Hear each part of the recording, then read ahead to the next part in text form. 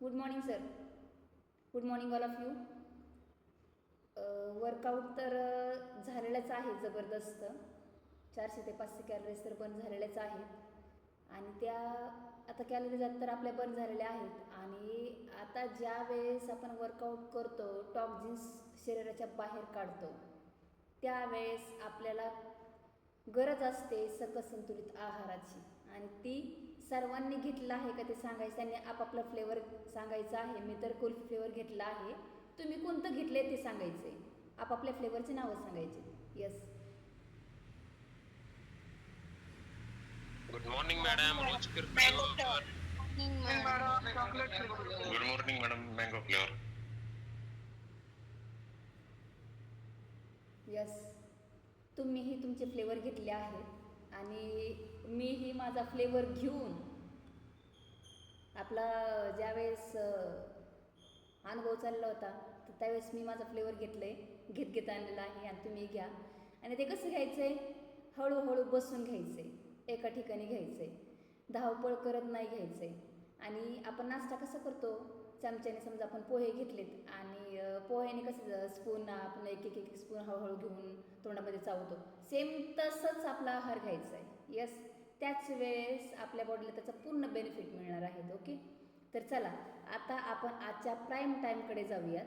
Yes, तर आजचा prime time आहे चिल्ड्रन्स हेल्थ. खूप महत्त्वाचा विषय आहे, कारण की प्रत्येकाच्या घरामध्ये लहान लहान मुलं असतात आणि आपण काय म्हणतो की आम्ही खूप आमच्या मुलांची काळजी घेतो, आम्ही डॉक्टरांकडेही जातो. काही काही लोक म्हणतात की नाही, आम्ही फार्मसी सेक्टरमधले आहेत, आम्ही मेडिकल साईडचे आहेत, आम्हाला खूप म्हणजे माहिती आहे की लहान मुलांची काळजी कशी घ्यायची आहे. पण मी जी सांगते ते जर तुम्ही थोडंसं डोक्यात घेऊन व्यवस्थित केलं, म्हणजे कसं असतं ना की तुम्हाला त्या सगळ्या गोष्टी माहिती असतात, पण त्या आपल्याकडनं आपल्या मुलाला देणं होत नाहीत. म्हणजे ते कोणत्या कारणामुळं की घाई गडबड असते, कामाचा लोड असतो, मुलांना शाळेत जायची घाई असते, मुलं घरी आल्यानंतर लक्ष देत नाहीत, हे सगळ्या गोष्टी असतात. पण आजच्या प्राईम टाईम नंतर मला माहिती की नक्कीच तुमच्या मुलांमध्ये आणि तुमच्यामध्ये थोडा बदल होणार आहे 100%. तरी आजचा प्राईम टाईम आहे चिल्ड्रन्स हेल्थ, लहान मुलांचे आरोग्य. ओके, आपण आपल्या मुलांची काळजी घेत असतो, बरोबर, पण ते नकळत, यस नकळत, ते नकळत आपल्याकडून काहीतरी चुका होत असतात आणि त्या चुका बारकाईने होतात बघा. ते आपल्याला कळून पण येत नाहीत, दिसून पण येत नाहीत. येस, हे बघा इथे किती छान मुलं, एकदम मस्त, एकदम हॅपीनेस मुलांच्या चेहऱ्यावरती. मुलं म्हणलं की त्यांच्यामध्ये काय असतं माहिती का, निरागसता. काय होतं ना, कधी कधी आपण घरामध्ये जर समजा चिडचिडेपणा किंवा बाहेरून थकून ज्यावेळेस आपण आपल्या मुलांना बघतो ना, त्यावेळेस आपल्या चेहऱ्यावरती आनंद येतो.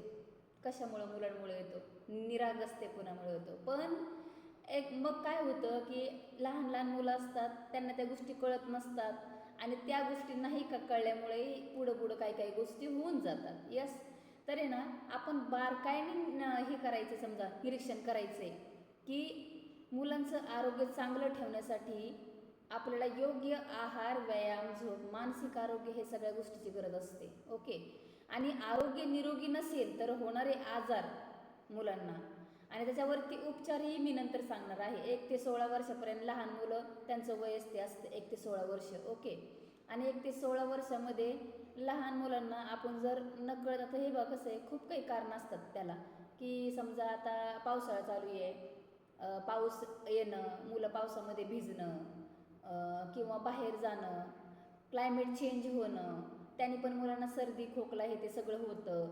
आणि लहान लहान मुलांना काय होतं माहिती आहे का, जे लहान 1 वर्षाचे मुलं, 6 महिन्याचे मुलं, त्यांना काय काय आजार होऊ शकतात. तर त्यांना पोलिओ होऊ शकतो, त्यांना म्हणजे त्यांचा श्वसनाचा त्रास होऊ शकतो, मतिमंदत्व होऊ शकतं, किंवा त्वचेचे जे आरोग्य असतं, म्हणजे जे हे आजार आहेत ते कोणते, गळवे आहे त्वचेचं समजा, म्हणजे खास सुटणं, पुन्हा गौरी येणं, पुन्हा कांजणे येणं, हे सगळे त्वचेचे आजार आहेत, तेही होऊ शकतात. किंवा गळवे येऊ शकतं, किंवा दूषित वातावरणामध्ये वेगवेगळे साईड इफेक्ट होऊ शकतात, किंवा जखमा ही मुलांना झाल्याच्या नंतर लवकर क्लिअर होत नाही, कारण की ते आपण त्याला मलमपट्टी करणार आणि ते पाण्यात खेळायला जाणार, बाहेर जाणार, ते ते पण जखमा झालेल्या पण ते क्लिअर होत नाही आहेत. पुन्हा लहान लहान मुलांच्या डोक्यामध्ये बघा, केसामध्ये आता तर नाही राहिलं, पण पहिलं खूप होतं की हे होणं, काय ते लिखा उवा होणं, ते पण खूप व्हायचं पहिलं. पुन्हा खरूज, पुन्हा नाकाचा घसाचा जास्त त्रास असायचा, किंवा श्वसन संस्था. मी आता म्हटलं ना तुम्हाला की श्वसनाचे त्रास जे मुलांना व्हायचे ते म्हणजे होतात. किंवा पचन संस्थाचे पण होतात खूप काही, कारण की वेळच्या वेळेला मुलं खात नाहीत आणि खाल्लं तरी पण चावत नाहीत, किंवा त्यांना आपल्या घाई गडबडीमध्ये जे द्यायचे ते दिलं जात नाही, त्यामुळे पण त्यांना पचन संस्थाचे आजार होतात. तर ते पण होतं. पुन्हा दातासंबंधी समजा 8-9 महिने झाले लहान मुलाला आणि त्याला दात निघायची वेळ येते, त्यावेळेस त्याला एक तर संडास लागणं, किंवा उलटी होणं, किंवा अजून चिडचिडपणा करणं, रडणं, हे सगळ्या गोष्टी मुलांना होतात. ओके. येण्यासंबंधी त्रास, तोंड येणं, मुलं नाही तोंड येतं, पुन्हा हगवण लागते, पोटात कळ येणं, कावीळ होणं, गोवर होणं, कांजण्या, जर्मन गोवर, गलगुंड, पुन्हा काय म्हणतात ना ते त्याला कुपोषण म्हणजे मुलाचं वय वाढत जातं, पण त्याचं वजन वाढत नाही, तो तजेलदार राहत नाही, तो नेहमी चिडचिड करतो, त्याला कुपोषितपणा म्हणतात. वजन कमी असणं, पोट मोठं असणं, हातपाय बारीक असणं, ह्या पण गोष्टी मुलांना होतात. ओके. आता हे आजार का होतात मला हे सांगायचे. रोजच्या जीवनशैलीमध्ये बदल न झाल्यास, रोजची जीवनशैली आहे ना त्याच्यामध्ये बदल झाल्यास, ओके, किंवा प्रोटीनची कमी पडल्यास, मुलांना प्रोटीनची कमी पडल्यास, वेगवेगळे जीवनसत्व न मिळाल्यास होतो तो पण वयाच्या कुपोषित. मी आता जे म्हणलं ना तेच. पुन्हा काय, पुरेसा आहार न मिळाल्यास, ओके. पुन्हा की मुलं एका ठिकाणी बसतात बघा, एका ठिकाणी बसतात, आणि पहिलं कसं होतं, ग्राउंड असायचं, मैदान असायचं खेळायला, आणि मुलं त्या मैदानावरती खेळल्यानंतर ते इथून खाऊन गेले घरातून की ते खेळल्यानंतर त्यांच्या शरीराची पूर्ण हालचाल व्हायची, त्याच्यामुळे त्यांची इम्युनिटी पॉवर नेहमी वाढलेली असायची. आणि आता काय आहे, मुलांचं काय होतं आता की मुलं आता एका ठिकाणी बसतात, आपण त्यांच्यामध्ये रिमोट देतो हातामध्ये टीव्हीचा, आणि त्यांना टीव्ही बघायला लावतो, पुन्हा ते जे फास्ट फूड मागतात ना आपण ते त्यांना खायला देतो. मुलांचं वजन वाढण्याचं कारण दुसरा आजार आहे बरं का. हा वजन वाढण्याचं कारण आहे ना ते आजार आहे मुलांचा. वजन वाढण्याचं कारण आहे ना फक्त ते एका ठिकाणी बसणार, गेम खेळणार, आणि एका ठिकाणीच मोबाईल बघणार, एका ठिकाणी सगळ्या गोष्टी करणार, आणि शरीराची हालचाल न करणं, बाहेरचं फास्ट फूड जास्तीत जास्त घेणं, याच्यामुळं मुलांची जे वजन वाढतं ना ते त्याच कारणामुळं होतं. ओके. आणि पुन्हा अजून काय की पुरेसा आहार मिळत नाही, संसर्गजन्य आजार झाले असल्यास काय होतं मग, वयाच्या मानाने कमी, समजा वय जास्त जास्त होत चाललंय आणि कमी कमी त्याचं वजन आहे, ते पण कुपोषितपणा येतो. सूक्ष्म घटकांची संबंधित कुपोषण ते पण होतं. आहारातील जीवनसत्वे आणि खनिजांच्या कमतरतेमुळे पण कुपोषितपणा येतो. जास्तीचे वजन आणि लठ्ठपणा आरोग्यास धोका होतो. मी आताच तुम्हाला बोललेली आहे की मुलांचं एका ठिकाणी बसून, म्हणजे आता ग्राउंड कमी असते आणि ऑनलाईन जास्त असते, त्याच्यामुळं मुलांचा अभ्यासक्रमही वाढला आहे, मुलांची मेंटॅलिटी पण जास्त जास्त चिडचिडपणा होतो त्यांना, कारण की त्यांना अभ्यासाचा लोड वाढलेला आहे. मुलांच्या हे बघा यस, तर मुलांना हे सगळ्या गोष्टी होत असतात. ओके. तर एक तर लठ्ठपणा ते पण कमी, आणि आता आपण बघणार आहोत, आपण आता काय बघणार आहोत की लठ्ठपणामुळे मुलांचे जे PC आहेत ना, PC लठ्ठपणा जर असेल का तर मुलांचे जे PC वय वाढते, PCचं लठ्ठपणा आहे. समजा आता आपण आपलं BMI केलं, आपल्या याच्यावरून कळतं ना की आपण BMI करतो, त्यावेळेस आपल्या सेल्सचं वय, बॉडी एज जास्त वाढत जातं. का बरं? कारण की मुलं एका ठिकाणी बसतात, फास्ट फूड बाहेरचं खातात, आणि प्लस त्यांचं वजन वाढलं जातं, आणि वजनामुळे त्यांची इम्युनिटी पॉवर डाऊन होणं, किंवा त्यांना त्रास होणं, वेगवेगळे त्रास आहे, पचनसंस्थेचे हे ते पण त्रास होतात. ह्या सगळ्या गोष्टी मुलांच्या होत जातात, बरोबर आहे. आणि पचनक्रिया पण सुरळीत होत नाही मुलांची, त्याच्यामुळे आपण मुलांकडं लक्ष द्यायचं आहे. मग आता ते कशामधून लक्ष द्यायचं आहे? आहारातील महत्त्वाचे अन्न घटक आपण जाणून घ्यायचे. आपण मुलांना कोणता आहार दिल्यामुळे मुलांना पूर्णपणे त्यांच्या बॉडीमध्ये फरक पडू शकतो, त्यांची वाढ होऊ शकते. त्यांची वाढ म्हणजे कोणती, फक्त उंचीच नाही, त्यांची ब्रेन हेल्थमध्ये इम्प्रूव्ह होऊ शकते, त्यांची एकाग्रता वाढू शकते, प्लस त्यांची ॲक्टिव्हिटी वाढू शकतात. बाकीच्या सगळ्या गोष्टी, अभ्यासामध्ये मन लागणं, आजारी लवकरात लवकर न पडणं, त्यांना ज्या गोष्टी दिल्या जातात ना, म्हणजे आपण देतो ना, त्या गोष्टीपासूनच त्यांचे सुरक्षा होते. ते आपण लक्षात आणायचं आहे. ओके, आता कार्बोहायड्रेट शरीराच्या वेगवेगळ्या कार्यासाठी ऊर्जा देण्याचं काम करतात, बरोबर. मुलांना आपण जेवण देतो, जेवणामधून मुलांना कार्बोहायड्रेट जास्तीत जास्त मिळतं आणि कार्बोहायड्रेट मिळाल्यामुळं काय होतं, त्यांचं लठ्ठपणा वाढतो. म्हणजे व्हिटॅमिन प्रोटीन कमी मिळतं आणि लठ्ठपणा जास्तीत जास्त वाढला जातो. त्याच्यामुळं मुलांना योग्य तो आहार द्यायचा आहे. म्हणजे आणि काय होतं की वजन वाढल्यामुळं अशक्तपणा येतो. पुन्हा काय की प्रोटीन, बॉडीला प्रोटीनची जास्तीत जास्त गरज असते स्नायूंच्या बळकटीसाठी. ओके, पण शरीराच्या वाढीसाठी प्रोटीनची आवश्यकता म्हणजे त्याच्यामधून ते कशामधून मिळतं, डाळी, कडधान्य, हे सगळ्या गोष्टीमधून मिळतं. पण आपण तेवढं व्यवस्थित देतो का आपण हा विचार करायचा आहे. ओके, जीवनसत्वाने काय होतं की प्रतिकारशक्ती वाढण्याचं काम होतं. पुन्हा काय होतं की जे आपल्या बॉडीतले हार्मोन्स आहेत ते वाढण्याचं काम होतं. पुन्हा विकासासाठी म्हणजे हार्मोनच्या विकासासाठी काम होतं पूर्णपणे. सर्व प्रकारच्या पालेभाज्यामधून मिळतं ते. तुम्ही त्यांना पालेभाज्या खायला देता का? तुम्ही विचार करा, तुम्ही प्रॉपर तुमच्या मुलांना पालेभाज्या खायला देता का? हा पण विचार करायचा आहे. पुन्हा खनिजं आहे, त्या खनिजामधून काय काय मिळतं, लोह, कॅल्शियम, हे सगळं मिळतं. आणि त्या लोहामुळं काय होतं की मुलांचं जे रक्त असतं ना, म्हणजे रक्तातील हिमोग्लोबिन त्याच्या प्रमाणामध्ये वाढ होते, मदत होते. त्याच्यामुळं काय द्यायचे आपण त्यांना खनिजं पण द्यायचे आहेत. कॅल्शियम हे मुलांच्या हाडांसाठी कामाला येतं, कॅल्शियम हे मुलांच्या दातासाठी कामाला येतं, कॅल्शियम हे मुलांच्या नखासाठी कामाला येतं. कॅल्शियम हे बॉडीतल्या प्रत्येक गोष्टीवर काम करतं. मग आपण लहानपणीच विचार करायचा आहे की आपण त्यांना आहारामधून काय देतोय. तर हे झालं. आता आपण हे बघणार आहोत की व्हिटॅमिन कमी असल्यास होणारे आजार. लहान लहान मुलांच्या बॉडीमध्ये जर व्हिटॅमिन्स, जीवनसत्व, खनिज, प्रोटीन ह्या सगळ्या गोष्टी जर कमी असले तर त्यांना होणारे आजार, आपण आता फक्त क्लायमेटमुळं बसून हे त्या सगळ्या गोष्टी पाहिल्या, पण त्यांच्या बॉडीला ज्या गोष्टी कमी पडत आहेत त्या गोष्टीमुळं जर त्यांना आजार होत असेल तर तुम्ही ऐकून घ्या एकदा, ठीक आहे. आता हे बघा, व्हिटॅमिन कमी असल्यास होणारे आजार. व्हिटॅमिन ए, मुलाच्या बॉडीमध्ये जर व्हिटॅमिन ए कमी पडल्यास त्याला रात आंधळेपणा येऊ शकतो. पहिला होता बघा खूप रात आंधळेपणा, पण आता जरा कमी कमी झालाय. पण आता रात आंधळेपणा नाही, पण दृष्टीदोष होतोय मुलांना, लवकरात लवकर चष्मा लागतोय. बघा ना तुम्ही, मुलांचे वय आहेत का 3रीला 2रीला 1लीला असतानाही मुलांना चष्मा लागतोय का? त्याला ए व्हिटॅमिनची गरज असते, पण त्याला ते अन्नामधून न मिळाल्यामुळं, त्याची पूर्तता न झाल्यामुळं ते त्याला म्हणजे दृष्टीदोष होतो, डोळ्याचा आजार होऊ शकतो. ओके, अजून एक डी व्हिटॅमिन कमी पडल्यास काय होतं, हाडे ठिसूळ होतात. आता बघा, लहानपणीपासून जर मुलांना डी व्हिटॅमिन कमी पडत गेलं तर त्याचं वय वाढणार आहे. त्याचं वय जसं वाढणार तसं त्याचे हाडं ठिसूळ होणार आहेत, कारण की तो काम करत राहणार आहे, त्याची ॲक्टिव्हिटी करत राहणार आहे. आणि पुन्हा त्याच्यामध्ये जसं मोठं वजन आहे तसं त्याच्या डोक्याला ताण होणार आहे.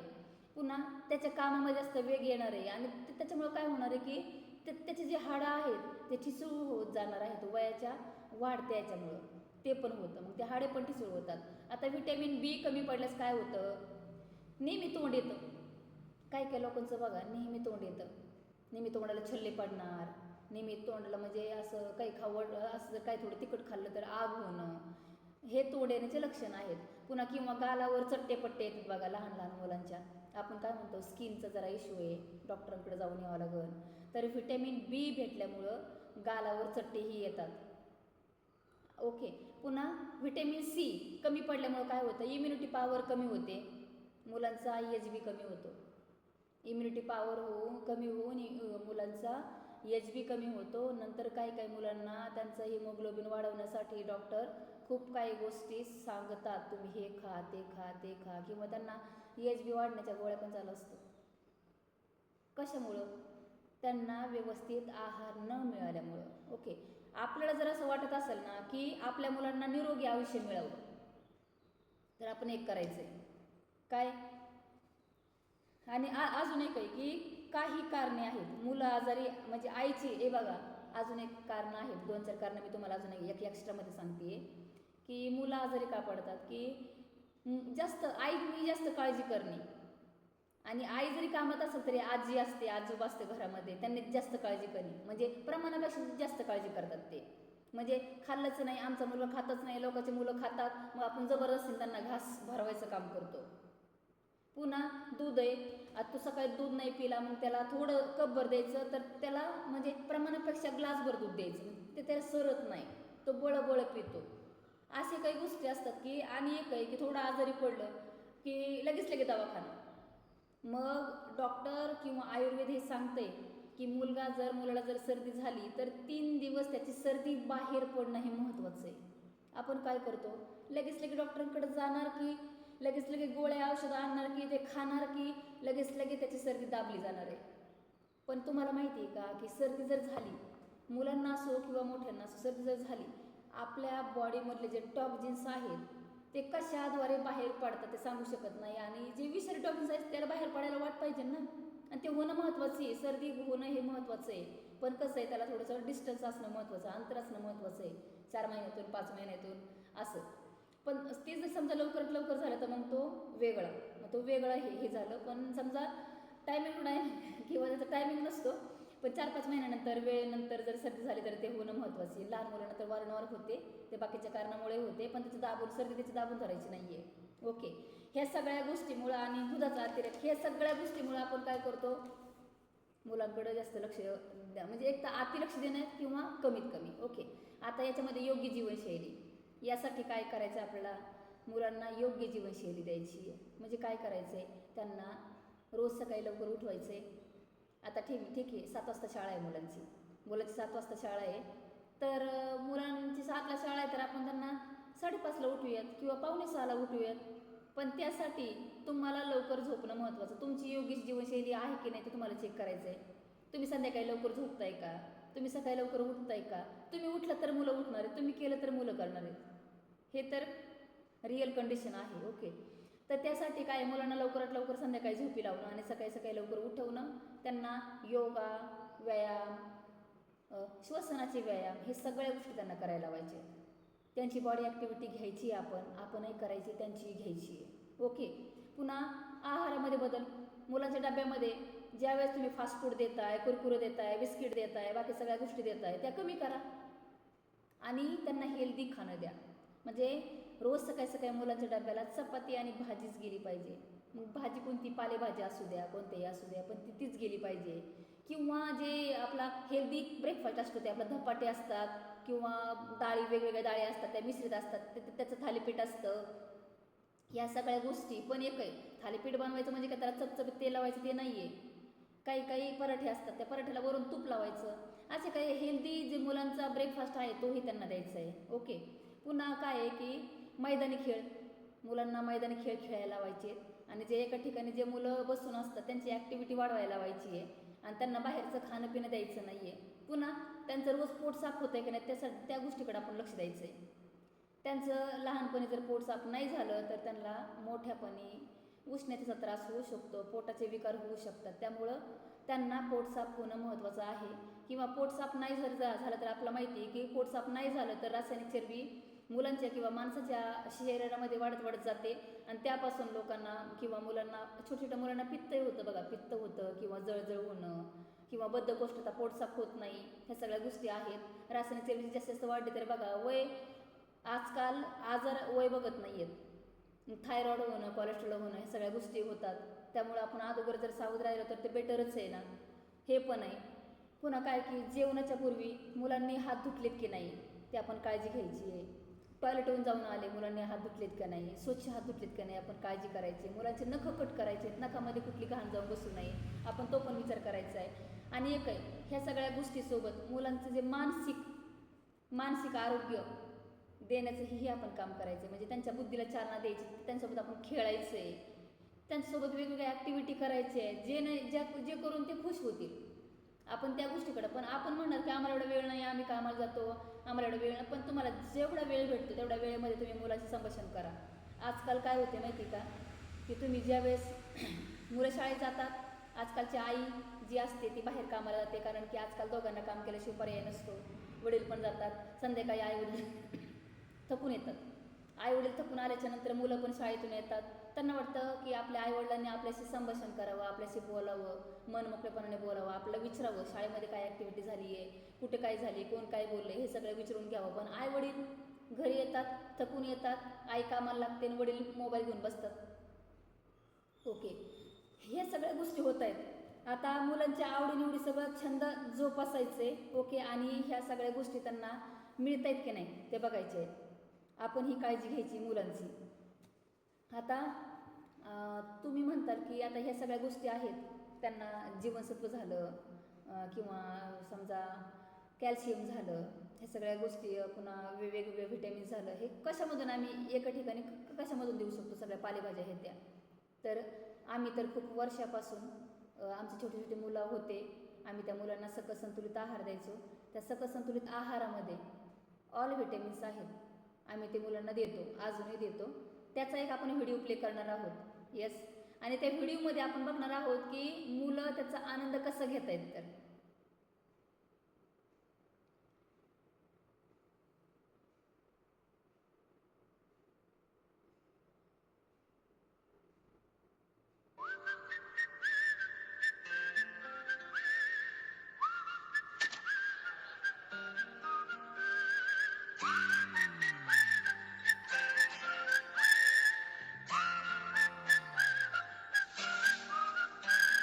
चंदा चमके चमचमची खेचा कन्ना चोर चीती चाटी चीनी चटोरी चीनी खो चंदा चमके चमचमची खेचा कन्ना चोर चीती चाटी चीनी चटोरी चीनी खो कितना मुश्किल ये गाना जरा गा के दिखाना चंदा चीनी चमके चाटे चौक कन्ना चीनी खो चंदा चमके चमचमची खेचो कन्ना चोर चीती चाटे चीनी चटोरी चीनी खो.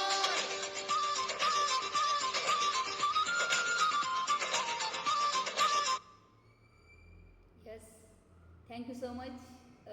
हा व्हिडिओ प्ले केला मी कारण की मला दाखवायचं होतं की आम्ही आमच्या मुलांना काय देतो, आणि त्याच्यामुळं काय होतं की आमच्या मुलामध्ये सुधारणाही झाली आणि होतही आहे, आणि आम्ही ते नेहमी करणारे आहोत. मुलांसाठी नेहमी सज्ज राहायचं आहे, कारण की ते आपली म्हातारपणाची काठी असते, आणि म्हातारपणाच्या काठीला स्ट्रॉंग बनवण्यासाठी आपल्याला त्यांना योग्य तो आहार द्यावा लागतो, योग्य जीवनशैली द्यावी लागते. आणि थँक्यू सो मच. मी आता माझा एक अनुभव शेअर करणार आहे की मी गेल्या 3 वर्षापासून ह्या हॅपी आणि हेल्दी कम्युनिटीमध्ये आहे. आणि हॅपी आणि हेल्दी कम्युनिटीमध्ये तर आहेच, मी फक्त माझं ओव्हरवेट होतं त्यामुळे मी इथं आले होते. माझं 85 किलो वजन होतं, आणि त्यासोबत माझे हेल्थ इश्यू होते. म्हणजे कोणता PCODचा त्रास होता, मला गुडघे दुखत होते माझे, मला बॅक पेनचा त्रास होता, माझा मायग्रेनचा त्रास होता, माझ्या स्किनचा खूप इश्यू होता. तो पण म्हणजे मी माझ्या स्किनच्या इश्यूमुळे तर मी 3.5 वर्ष डॉक्टरांकडे ट्रीटमेंट घेतलेली आहे, तरी पण माझी पूर्णपणे स्किन क्लिअर झाली नव्हती. तो पण होता. पण मी ह्या सगळ्या आजारामुळे, ह्या सगळ्या हेल्थ इश्यूमुळे आपल्या कम्युनिटीमध्ये नव्हते आलेली, फक्त माझं वजन कमी करण्यासाठी आले होते. सुरुवातीच्या 4 महिन्यातच मी 28 किलोचा फॅट लॉस म्हणजे वेट लॉस केलेला आहे, आणि फक्त वजनच कमी नाही झालेलं, तर माझे हे सगळे जे हेल्थ इश्यू आहेत ना ते क्लिअर झाले. आणि ते झालेत फक्त माझ्या ग्रेट कोचमुळं, संदीप खेडकर सर आणि जया मॅडम. हे जर माझ्या आयुष्यामध्ये आले नसते आणि त्यांनी जर मला योग्य मार्गदर्शन दिलं जर नसतं, तर एवढा बदल माझ्यामध्ये झाला नसता. येस, मला अजूनही पहिला फोटो पाहिला तर कसं तरी वाटतं, आता वाटतं की देवा आता मला ते नको, कारण की त्यावेळेस मला खूप त्रास झालेला होता. 1 महिना मी हॉस्पिटलमध्ये ॲडमिट होते. आणि आत्ता मी जसं मी माझ्या आयडल वेटवरती आले ना, तसं मी एकदाही हॉस्पिटलमध्ये गेलेलं नाही आहे. नॉर्मली सर्दी डोकेदुखी हे तर नॉर्मली होणारच आहे कधी कधी, पण बाकीचे जे मोठे मोठे आजार आहेत ते मला अजूनही झालेले नाहीत आणि येणारही नाहीत, कारण की मी जो मार्ग स्वीकारला आहे ना तो मी शेवटपर्यंत त्याच मार्गावरती चालणार आहे आणि माझ्या कोचचं मार्गदर्शन शेवटपर्यंत घेणार आहे. Thank you so much sir. Back to master of ceremony Sandeep Khedkar sir. Thank you so much sir. Yes, thank you so much आदरणीय Sunita Sangle madam. unbelievable, fantastic information.